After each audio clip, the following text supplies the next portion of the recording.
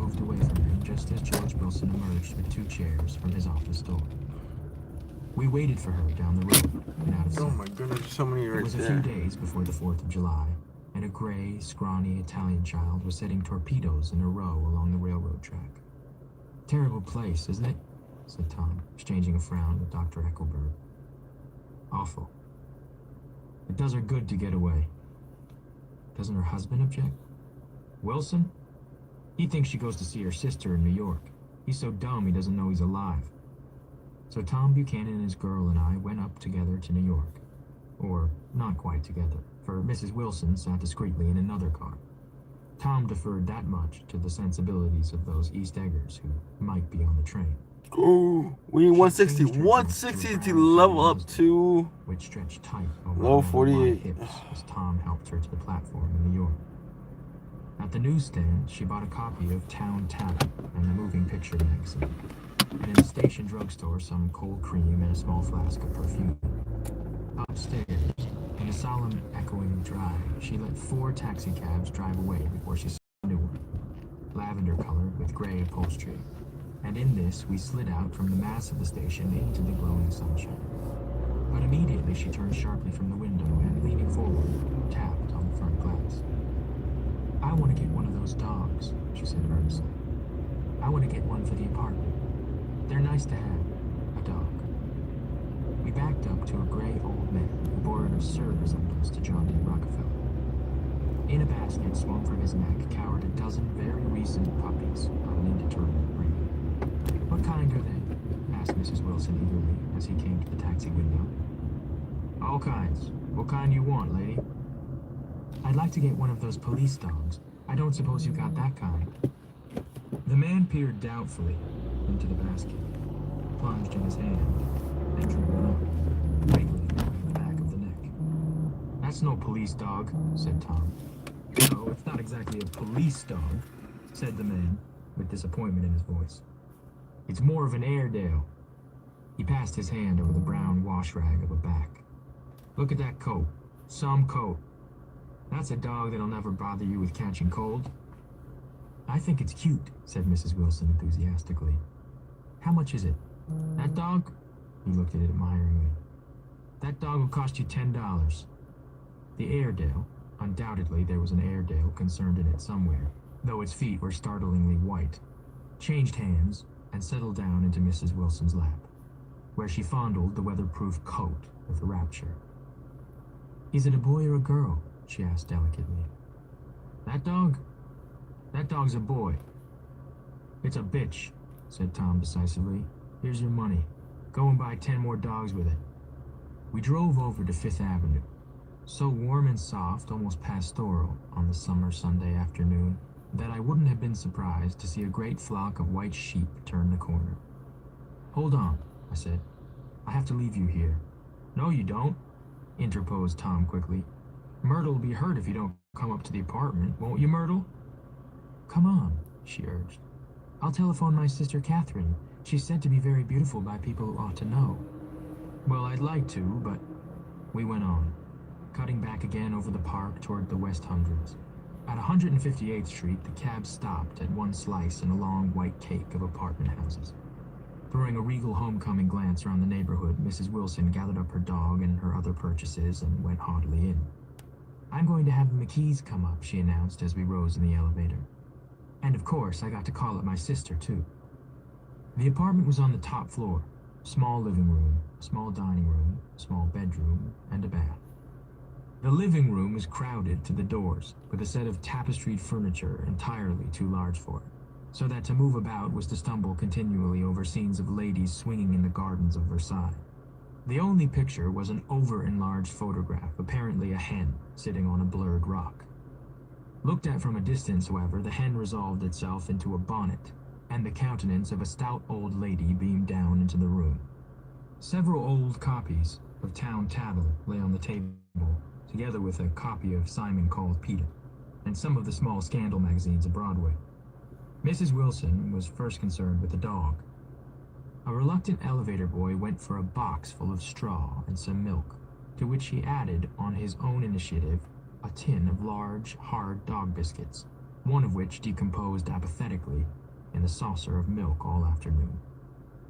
Meanwhile, Tom brought out a bottle of whiskey from the locked bureau door. I have been drunk just twice in my life, and the second time was that afternoon, so everything that happened has a dim, hazy cast over it, although until after 8 o'clock the apartment was full of cheerful sun. Sitting on Tom's lap, Mrs. Wilson called up several people on the telephone. Then there were no cigarettes, and I went out to buy some at the drugstore on the corner. When I came back, they had disappeared, so I sat down discreetly in the living room and read a chapter of Simon Called Peter. Either it was terrible stuff or the whiskey distorted things because it didn't make any sense to me. Just as Tom and Myrtle, after the first drink, Mrs. Wilson and I called each other by our first names, reappeared, company commenced to arrive at the apartment door. The sister, Catherine, was a slender, worldly girl of about 30 with a solid, sticky bob of red hair and a complexion powdered milky white. Her eyebrows had been plucked and then drawn on again at a more rakish angle, but the efforts of nature toward the restoration of the old alignment gave a blurred air to her face. When she moved about, there was an incessant clicking as innumerable pottery bracelets jingled up and down upon her arms. She came in with such proprietary haste. I need like 14 more and looked excellent around so throws, possessively and at I'm level furniture that I 48. wondered if she lived here. But when I asked her, she laughed immoderately, repeated my question aloud, and told me she lived with a girlfriend at a hotel. Mr. McKee was a pale, feminine man from the flat below. He had just shaved, for there was a white spot of lather on his cheekbone, and he was most respectful in his greeting to everyone he knew. He informed me that he was in the artistic game, and I gathered later that he was a photographer, and had made the dim enlargement of Mrs. Wilson's mother, which hovered like ectoplasm on the wall. His wife was shrill, languid, handsome, and horrible. She told me with pride that her husband had photographed her 127 times since they had been married. Mrs. Wilson had changed her costume some time before, and was now attired in an elaborate afternoon dress of cream-colored chiffon, which gave out a continual rustle as she swept about the room. With the influence of the dress, her personality had also undergone a change. The intense vitality that had been so remarkable in the garage was converted into a peaceful return. Her laughter, her gestures, her assertion became more violently affected moment by moment, and as she expanded, the room grew smaller around her, until she seemed to be revolving on a noisy, creaky pivot through the smoky air. My dear, she told her sister in a high, mincing shout, most of these fellows will cheat you every time. All they think of is money. I had a woman up here last week to look at my feet, and when she gave me the bill, you would have thought she had my appendicitis out. What was the name of the woman? Asked Mrs. McKee. Mrs. Eberhard. She goes around looking at people in their own homes. I like your dress, remarked Mrs. McKee. I think it's adorable. Mrs. Wilson rejected the compliment by raising her eyebrow in disdain. It's just a crazy old thing, she said. I just slip it on sometimes when I don't care what I look like. But it looks wonderful on you, if you know what I mean, pursued Mrs. McKee. If Chester could only get you in that pose, I think he could make something of it. We all looked in silence at Mrs. Wilson, who removed a strand of her hair from over her eyes and looked back at us with a brilliant smile. Mr. McKee regarded her intently with his head on one side and then moved his hand back and forth slowly in front of his face. I should change the light, he said after a moment. I'd like to bring out the modeling of the features, and I try to get hold of all the back hair. I wouldn't think of changing the light, cried Mrs. McKee. I think it's... Her husband said, shh, and we all looked at the subject again, whereupon Tom Buchanan yawned and came to his feet. You I need McKees have 14 something more to excellent drink, he throws, said. and I am level Get 48. some more ice in 14 your more water excellent throws. before everybody goes to sleep. Level I 48. told that boy about the ice. Myrtle raised her eyebrows in despair at the shiftlessness of the lower orders. These people, you have to keep after them all the time. She looked at me and laughed pointlessly. Then she flounced over the dog, kissed it with ecstasy, and swept into the kitchen, climbing a dozen shafts awaited her orders there. I've done some nice things out on Long Island, asserted Mr. McKee. Tom looked at him blankly. 2 of them we have framed downstairs. 2 what? Tom demanded. 2 studies. One of them I call Montauk Point, the Gulls, and the other I call Montauk Point, the sea. The sister Catherine sat down beside me on the couch. Do you live down on Long Island too? She inquired. I live at West Egg. Really? I was down there at a party about a month ago, at a man named Gatsby's. Do you know him? I live next door to him. Well, they say he's a nephew 10. or a cousin. 10 left. 10 Kaiser left. Wilhelm's. That's where all his money comes from. Really?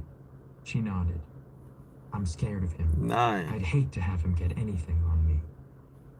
This absorbing information about my neighbor was interrupted by Mrs. McKee's pointing suddenly at Catherine.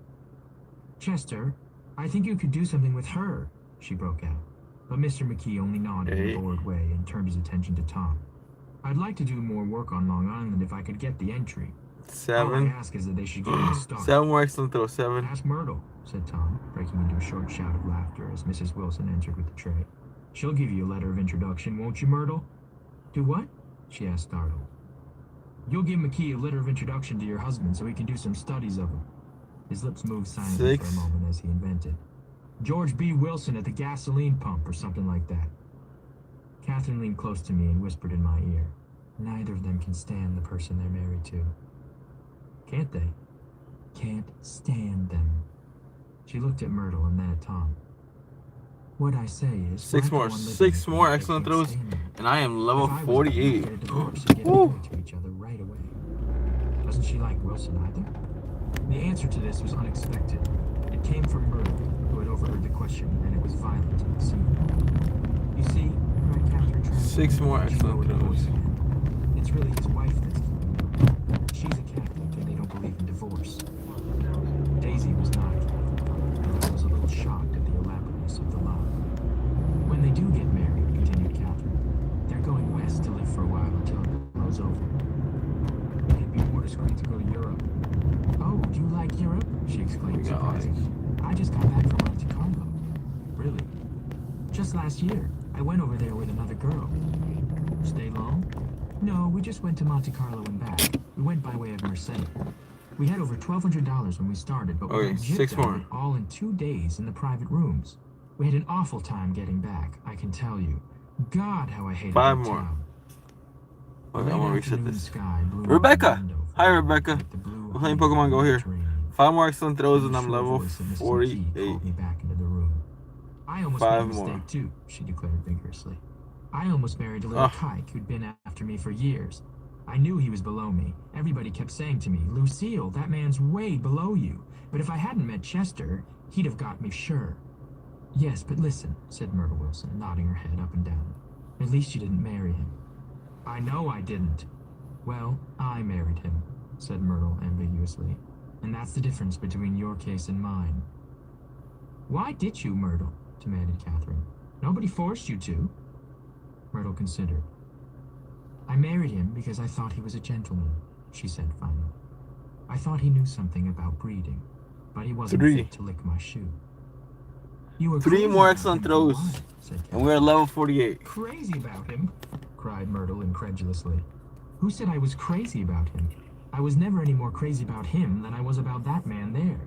She pointed suddenly at me, and everyone looked at me accusingly. I tried to show my expression that I had played no part in her past. The only crazy I was when I married him. I knew right away I had made a mistake. He borrowed somebody's best suit to get married in, and never even told me about it, and the man came after it one day when he was out. She looked around to see who was listening. Oh, is that your suit? I said. This is the first I've ever heard about it. But then I gave it to him, and then I laid down and cried to beat the band all afternoon. She really ought to get away from him, resumed Catherine to me. They've been living over that garage for 11 years, and Tom's the first sweetie she'd ever had. The bottle of whiskey, a second one, was now in constant demand by all present, excepting Catherine, who felt just as good on nothing at all. Tom rang for the janitor, sent him for some celebrated sandwiches, which were a complete supper in themselves. I wanted to get out and walk eastward toward the park through the soft twilight, but each time I tried to go, I became entangled in some wild, strident argument which pulled me back, as if with ropes, into my chair. Yet high over the city, our line of yellow windows must have contributed their share of human secrecy. to 3 more casual excellent watching throws. in the darkening streets. And I was Nope. in too, Yeah, 3 more excellent throws. looking up and wondering. I was within and